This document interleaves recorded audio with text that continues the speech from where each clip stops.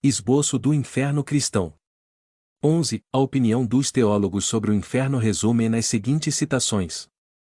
Esta descrição, sendo tomada dos autores sagrados e da vida dos santos, pode tanto melhor ser considerada como expressão da fé ortodoxa na matéria, quanto é ela reproduzida a cada instante, com pequenas variantes, nos sermões do púlpito evangélico e nas instruções pastorais. Os demônios são puros espíritos, e os condenados, presentemente no inferno, podem ser considerados puros espíritos, uma vez que só a alma aí desce, e os restos entregues à terra se transformam em ervas, em plantas, em minerais e líquidos, sofrendo inconscientemente as metamorfoses constantes da matéria. Os condenados, porém, como os santos, devem ressuscitar no dia do juízo final, retomando, para não mais deixar-los, os mesmos corpos carnais que os revestiam na vida. Os eleitos ressuscitarão, contudo, em corpos purificados e resplendentes, e os condenados em corpos maculados e desfigurados pelo pecado. Isso os distinguirá, não havendo mais no inferno puros espíritos, porém homens como nós. Conseguintemente, o inferno é um lugar físico, geográfico, material, uma vez que tem de ser povoado por criaturas terrestres, dotadas de pés, mãos, boca, língua, dentes, ouvidos, olhos semelhantes aos nossos, sangue nas veias e nervos sensíveis. Onde estará esse inferno? Alguns doutores o têm colocado nas entranhas mesmas do nosso globo, ou outros não sabemos em que planeta, sem que o problema se haja resolvido por qualquer concílio. Estamos, pois, quanto a este ponto, reduzidos a conjecturas. A única coisa afirmada é que esse inferno, onde quer que exista, é um mundo composto de elementos materiais, conquanto sem sol, sem estrelas, sem lua, mais triste e inóspito, mais desprovido de todo o germe e das aparências benéficas que porventura se encontram ainda nas regiões mais áridas deste mundo em que pecamos. Os teólogos mais circunspectos não se atrevem, à semelhança dos egípcios, dos hindus e dos gregos, a descrever os horrores dessa morada, limitando-se a nola mostrar como premissas no pouco que dela fala a Escritura, o lago de fogo e enxofre do Apocalipse e os vermes de Isaías, esses vermes que formigam eternamente sobre os cadáveres do Tofel, e os demônios atormentando os homens que eles levaram à perdição, e os homens a chorarem, rangendo os dentes, segundo a expressão dos evangelistas. Santo Agostinho não concorda que esses sofrimentos físicos sejam apenas reflexos de sofrimentos morais e vê, num verdadeiro lago de enxofre, vermes e verdadeiras serpentes saciando-se nos corpos, casando suas picadas às do fogo. Ele pretende mais, segundo um versículo de Marcos, que esse fogo estranho, posto que material como o nosso e atuando sobre corpos materiais, os conservará como o sal conserva o corpo das vítimas. Os condenados, vítimas sempre sacrificadas e sempre vivas, sentirão a tortura desse fogo que queima sem destruir, penetrando-lhes a pele, serão dele embebidos e saturados em todos os seus membros, na medula dos ossos, na pupila dos olhos, nas mais recônditas e sensíveis fibras do seu ser. A cratera de um vulcão, se aí pudessem submergir, ser-lhes-ia lugar de refrigério e repouso. Assim falam com toda a segurança os teólogos mais tímidos, díscritos e comedidos, não negam que haja no inferno outros suplícios corporais, mas dizem que para afirmá-lo lhes falta suficiente conhecimento, pelo menos tão positivo como o que lhes foi dado sobre o suplício horrível do fogo e dos vermes. Há, contudo, teólogos mais ousados ou mais esclarecidos que dão do inferno descrições mais minuciosas, variadas e completas. E conquanto se não saiba em que lugar do espaço está situado esse inferno, há santos que o viram. Eles não foram lá ter com a lira na mão, como Orfeu, de espada em punho, como Ulisses, mas transportados em espírito. Desse número é Santa Teresa. Dir-se-ia, pela narrativa da santa, que há uma cidade no inferno. Ela aí viu, pelo menos, uma espécie de viela comprida e estreita como essas que abundam em velhas cidades, e percorreu-a horrorizada, caminhando sobre lodoso e fétido terreno, no qual pululavam monstruosos reptis. Foi, porém, detida em sua marcha por uma muralha que interceptava a viela, em cuja muralha havia um nicho onde se abrigou, aliás sem poder explicar a ocorrência. Era, diz ela, o lugar que lhe destinavam se abusasse, em vida, das graças concedidas por Deus em sua cela de Ávila. Apesar da facilidade maravilhosa que tivera em penetrar esse nicho, não podia sentar-se, ou deitar-se, nem manter-se de pé. Tampouco podia sair. Essas paredes horríveis, abaixando-se sobre ela, envolviam-na, apertavam-na como se fossem animadas de movimento próprio. Parecia-lhe que a afogavam, estrangulando-a, ao mesmo tempo que a esfolavam e retalhavam em pedaços. Ao sentir queimar-se, experimentou, igualmente, toda a sorte de angústias. Sem esperança de socorro, tudo era trevas em torno de si, posto que através dessas trevas percebesse, não sem pavor, a hedionda viela em que se achava, com a sua imunda vizinhança. Este espetáculo era-lhe tão intolerável quanto os apertos mesmos da prisão. Esse não era, sem dúvida, mais que um pequeno recanto do inferno. Outros viajantes espirituais foram mais favorecidos, pois viram grandes cidades no inferno, quais enormes braseiros, Babilônia e Nínive, a própria Roma, com seus palácios e templos abrasados, acorrentados todos os habitantes. Traficantes em seus balcões, sacerdotes reunidos a cortesãos em salas de festim, chumbados às cadeiras ululantes, levando aos lábios rubras taças chamejantes. Criados genuflexos em ferventes cloacas, braços distendidos, e príncipes de cujas mãos escorria em lava devoradora o ouro derretido. Outros viram no inferno planícies sem fim, cultivadas por camponeses famintos, que, nada colhendo desses campos fumegantes, dessas sementes estéreis, se entredevoravam, dispersando-se em seguida, tão numerosos como dantes, magros, vorazes em bando, indo procurar ao longe, em vão, terras mais felizes. Outras colônias errantes de condenados os substituíam imediatamente. Ainda outros relatam que viram no inferno montanhas inçadas de precipícios, florestas gemebundas, poços secos, fontes alimentadas de lágrimas, ribeiros de sangue, turbilhões de neve em desertos de gelo, barcas tripuladas por desesperados, singrando mares sem praia. Viram, em uma palavra, tudo o que viam os pagãos, um lúgubre revérbero da terra com os respectivos sofrimentos naturais eternizados, e até calabouços, patíbulos e instrumentos de tortura forjados por nossas próprias mãos.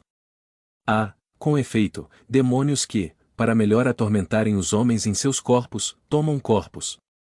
Uns têm asas de morcegos, cornos, couraças de escama, patas armadas de garras, dentes agudos, apresentando senos armados de espadas, tenazes, pinças, serras, grelhas, foles, tudo ardente, não exercendo outro ofício por toda a eternidade, em relação à carne humana, que não o de carniceiros e cozinheiros, outros, transformados em leões ou víboras enormes, arrastam suas presas para cavernas solitárias, estes se transformam em corvos para arrancar os olhos a certos culpados, e aqueles em dragões volantes, prontos a se lançarem sobre o dorso das vítimas, arrebatando-as assustadiças, ensanguentadas, aos gritos, através de espaços tenebrosos, para arremessá-las ao fim em tanques de enxofre.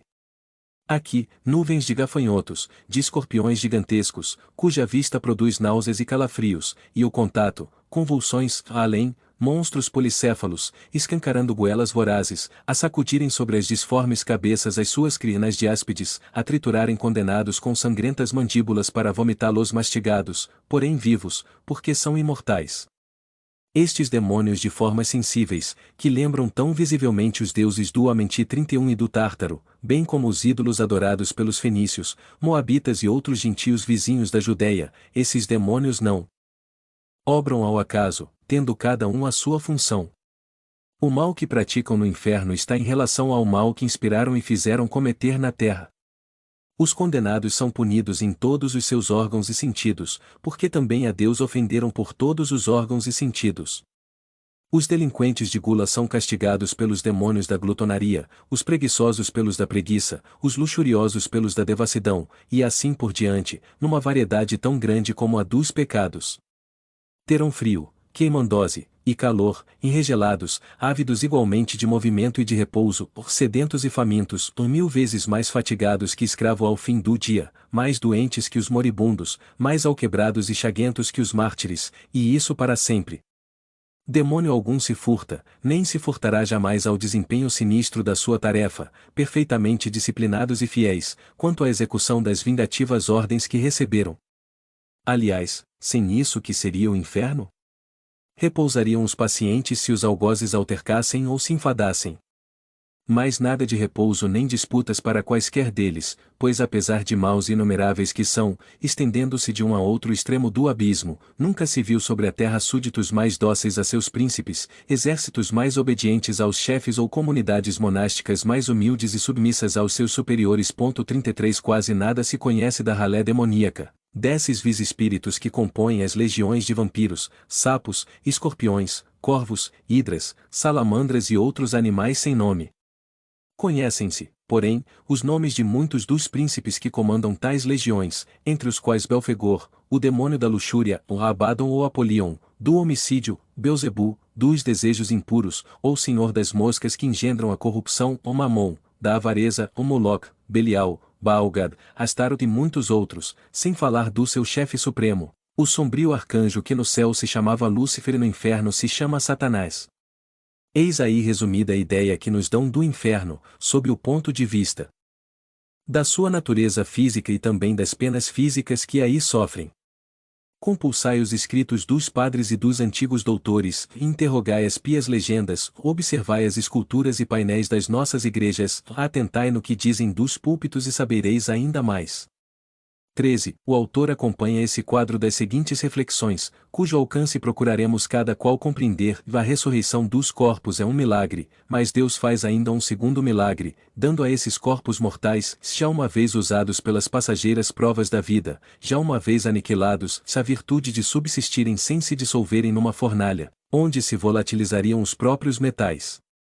Que se diga que a alma é o seu próprio algoz, que Deus não a persegue e apenas a abandona no estado infeliz por ela escolhido, conquanto esse abandono eterno de um ser desgraçado e sofredor pareça incompatível com a bondade divina, ou mais o que se diz da alma e das penas espirituais, não se pode de modo algum dizer dos corpos e das respectivas penas, para a perpetuação das quais já não basta que Deus se conserve impassível, mas, ao contrário, que intervenha e atue, sem o que sucumbiriam os corpos. Os teólogos supõem, portanto, que Deus opera, efetivamente, após a ressurreição dos corpos, esse segundo milagre de que falamos.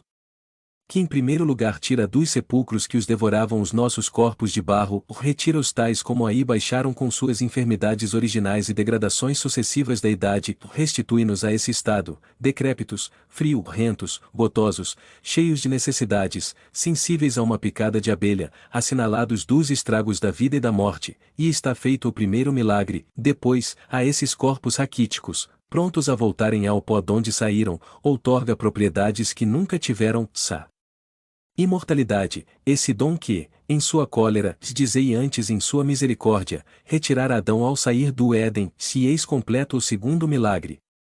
Adão, quando imortal, era invulnerável, e deixando de ser invulnerável tornou-se mortal, ou a morte seguia de perto a dor. A ressurreição não nos restabelece, pois, nem nas condições físicas do homem inocente, nem nas do culpado, sendo antes uma ressurreição das nossas misérias somente, mas com um acréscimo de misérias novas, infinitamente mais horríveis. É, de alguma sorte, uma verdadeira criação, e a mais maliciosa que a imaginação tenha, porventura, ousado conceber.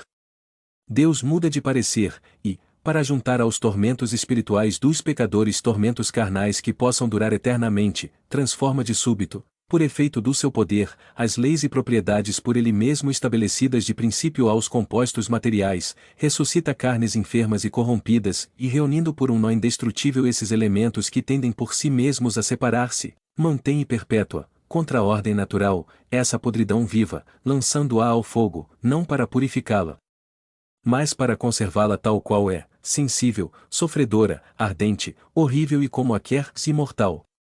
Por este milagre se arvora Deus num dos algozes infernais, pois se os condenados só a si podem atribuir seus males espirituais, em compensação só a Deus poderão imputar os outros. Era pouco aparentemente o abandono, depois da morte, a tristeza, ao arrependimento, as angústias de uma alma que sente perdido o bem supremo. Segundo os teólogos, Deus irá buscá-las nessa noite, ao fundo desse abismo, chamando-as momentaneamente à vida, não para as consolar, mas para as revestir de um corpo horrendo, chamejante, imperecível, mais empestado que a túnica de Dejanira, 34 abandonando-as então para sempre. Ainda assim ele não as abandonará para sempre, em absoluto, visto como céu e terra não subsistem senão por ato permanente da sua vontade sempre ativa. Deus terá, portanto, sem cessar, esses condenados à mão, para impedir que o fogo se extinga em seus corpos, consumindo-os, e querendo que contribuam perpetuamente por seus perenes suplícios para a edificação dos escolhidos. 14. Dissemos, e com razão, que o inferno dos cristãos excedera o Dos pagãos.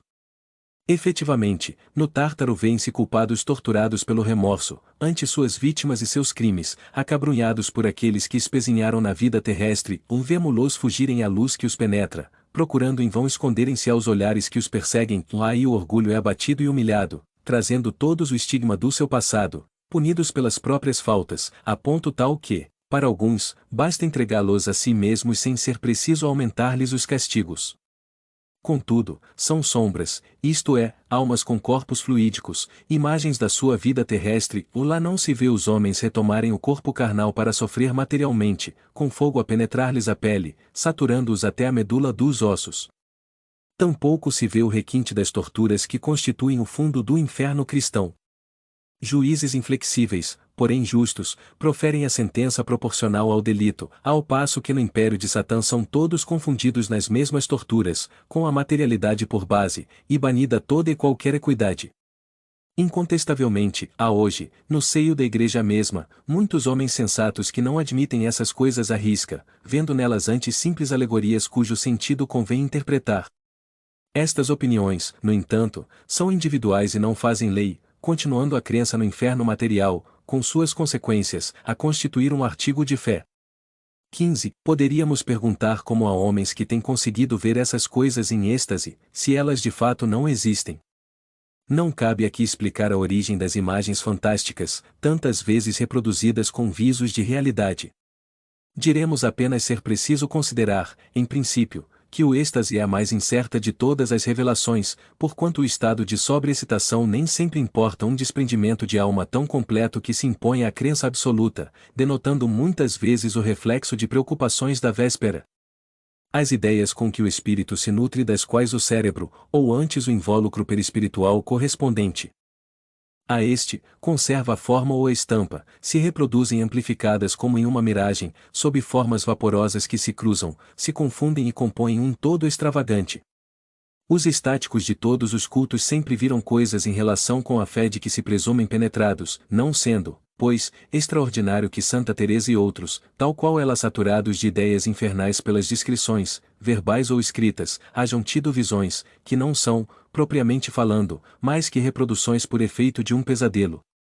Um pagão fanático teria antes visto o Tártaro e as Fúrias, ou Júpiter, no Olimpo, empunhando o raio.